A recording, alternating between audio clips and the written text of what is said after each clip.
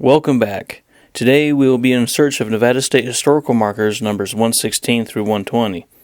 So for marker number 115, we need to travel east into Las Vegas and get onto US 95 south.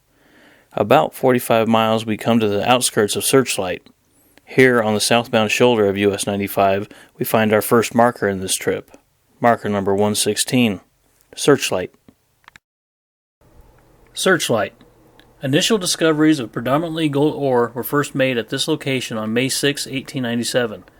G.F. Colton filed the first claim. Later to become the Duplex Mine, the Quartet Mining Company, formed in 1900, became the mainstay of the Searchlight District, producing almost half the area's total output. In May 1902, a 16-mile narrow-gauge railroad was built down the hill to the company's mill on the Colorado River. On March 31, 1907, the 23.22-mile Barnwell and Searchlight Railroad connected the town with the main Santa Fe line from Needles to Mojave. By 1919, trains traveled over the B and S Railroad only twice a week.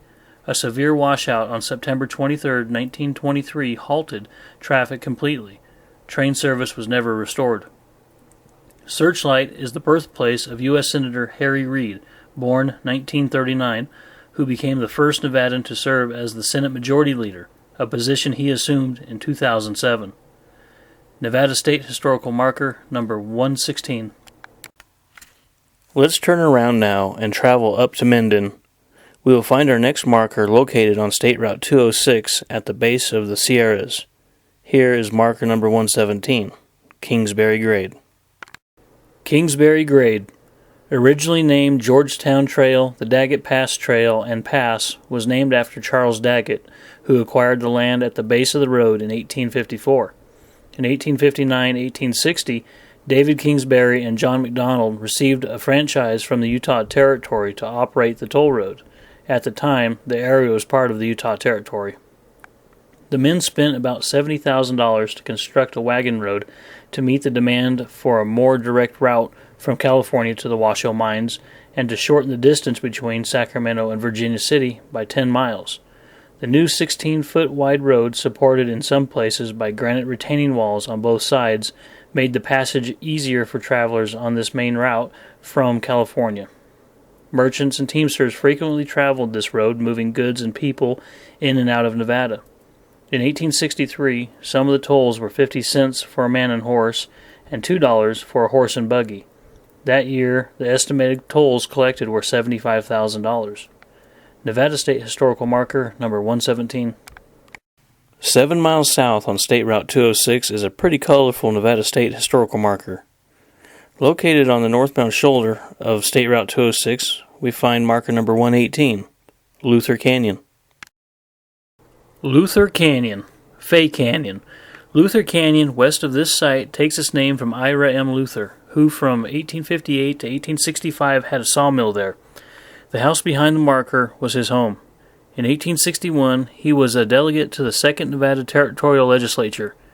After 1865, the canyon came to be known as Horse Thief Canyon because of the business of John and Lute Olds, owners of the next ranch south. Besides operating a station along the Immigrant Trail for a number of years, they wrestled horses from immigrants. The animals were sent up the canyon to drift over the ridge into Horse Thief Meadows. After resting and feeding, the horses were driven down to Woodford's Canyon to sell to other immigrants. A prospector called Sawtooth was allegedly murdered and buried in the barn south of the Luther house. Sam Brown, a notorious bad man, was shot and killed in front of the Olds barn in 1861 by a man he threatened. Lucky Bill Thornton, implicated in a murder in California for which he was hanged by vigilantes in 1858, had a ranch 2.5 miles to the south, and the pioneers called the school district Fairview.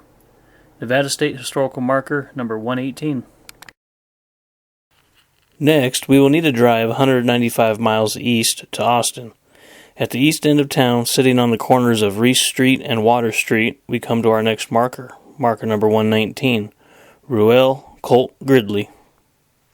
Reuel, Colt, Gridley, Citizen Extraordinaire.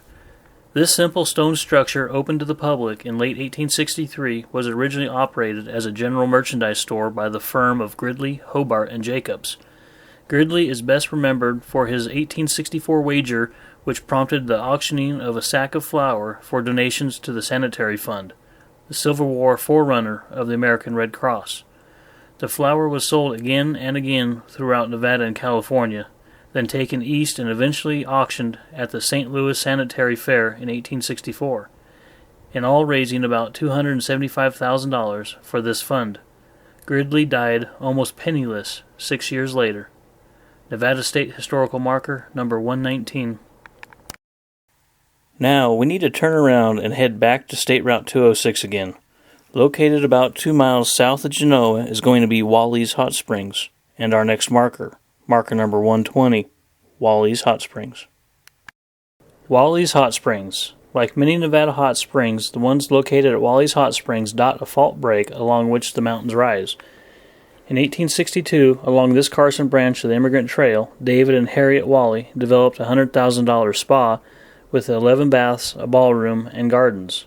The thermal water, 136 to 160 degrees Fahrenheit, became well known as a cure of rheumatism and scrofulous affections. Walley's Hot Springs sold for a mere $5,000 in 1896, but operated until 1935 when it burned down. Its former cool cellar was integrated into the complex during a 1970s renovation. In 1962, trial hydrothermal power holes were drilled here as deep as 1,250 feet and found thermal waters with a maximum temperature of 181 degrees. Nevada State Historical Marker number 120.